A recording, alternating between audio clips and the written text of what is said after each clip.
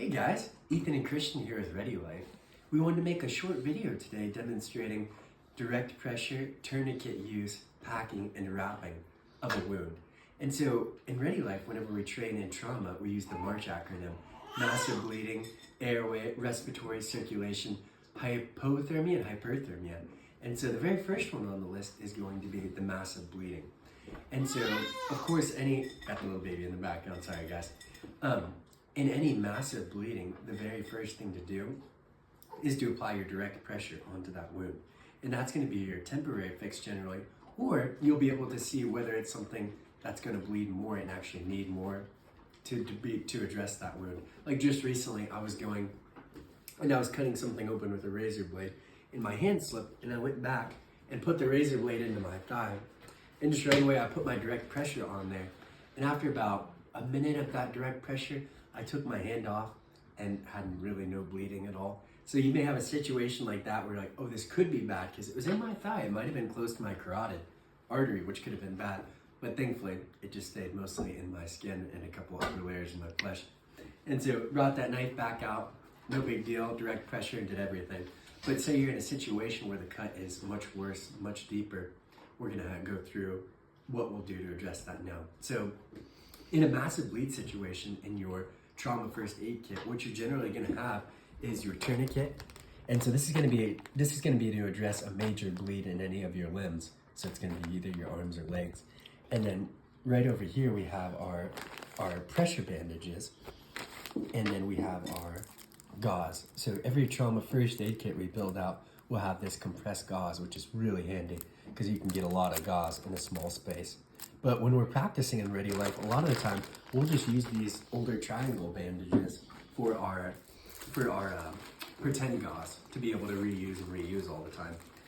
And so we're going to create a wound in this dummy limb we have right here. So this is another YouTuber I found. This is how they train in their packing and wrapping. So say we go and we have a cut that's made. You know, thankfully my thigh wound was nothing like this. It was a small wound. So we got that wound in there and it's deep. And so going that deep, you're gonna get past just the skin and you could get into where there's arteries or veins, which could be bleeding profusely. So addressing this right away in a trauma situation is vital. And so like I said before, you don't have your other gear around you just yet. First thing's gonna be that direct pressure. For a wound like this, you could get your hands on there and call another person over, get more hands on there. But you know, if it was a smaller wound, your own two hands could usually compress that for the start of the trauma treatment. And so after a situation like this, you look down at the wound either on your patient or yourself, and you see it's deep and it's bleeding profusely. And generally the way to determine whether it's a really bad bleed or not a bad bleed will be how it's coming out of the wound. If you see it splurting, that generally means it's an arterial bleed, and that's something you need to address right away because you could die very quickly from that. If it's a small ooze, that's generally a venial or a bleed from a vein, which is not going to be nearly as major right away, and so you'll be able to take more time to give attention to that wound without having to make drastic measures. And so a lot of times, so say this wound just happened on a patient, we see it's bleeding a lot. First thing we're going to do, like I said, the direct pressure, and then next get to a trauma first aid kit, and then we're going to draw out our tourniquet. Great thing about tourniquets is they're designed to be used on a patient, but also to use on yourself also. And so get your tourniquet ready to go and have it out.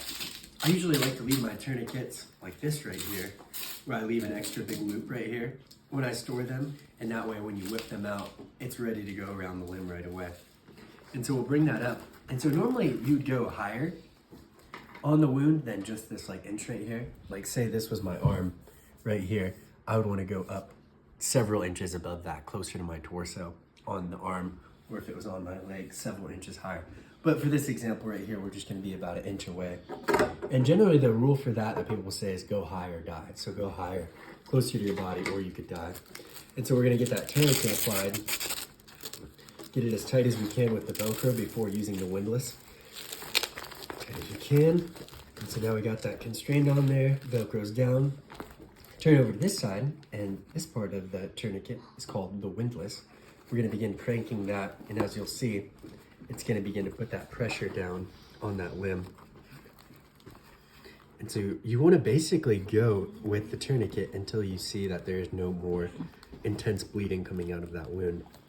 And there's some situations where a bleed can be so bad where you'll need to even use multiple tourniquets on it. Hopefully you never have to deal with anything that intense. So after the tourniquet's on and the bleeding has begun to either stop or slow, I like to say the tourniquet's like the shut-off valve for the blood flow. Next, we're going to move on to the packing portion of that. So like I said, right here we have our triangle bandages that we use for our gauze.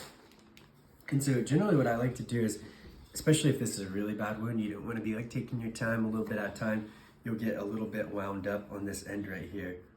And this can be to jam down quickly into that wound, especially where it's deepest, and begin packing it in there tight.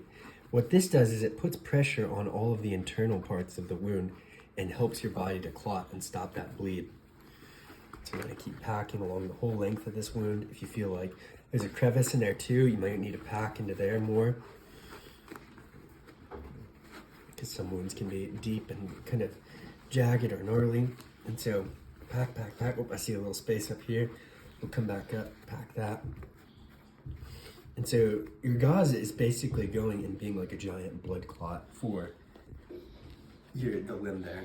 And so now we have that packed right there. We're gonna move on and grab our pressure bandage.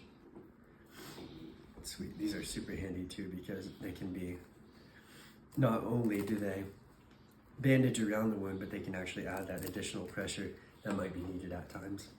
And so a lot of the time, if you don't have an intense bleed going on a limb, but it has some depth to it, the packing and wrapping is what would be necessary. The tourniquet may not be necessary if the bleed isn't very bad at all, and you can kind of use that as a gauge.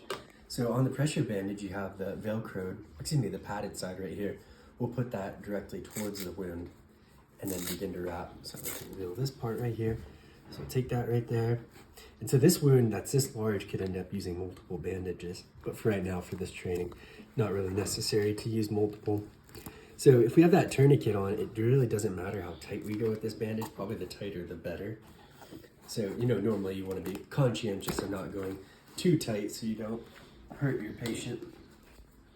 But, much better to hurt them and save their life than go too gentle on something like this in a real trauma situation. So you got that wrapped around, nice and tight. And then the cool thing about this pressure bandage is, if you guys come and look at this, it's got this little clip right here too that you can go and slip the clip under, and it helps to lock that in place right there. It helps to keep that bandage in place. So this is going to be your main addressing of the direct pressure, tourniqueting, packing, and wrapping of a wound on a limb. And so that's what we like to really train on. If you're level 1 training too, being able to do this efficiently is going to be really important. Awesome, guys. Thanks so much for watching. I hope you guys have a great day and continue being ready all the time.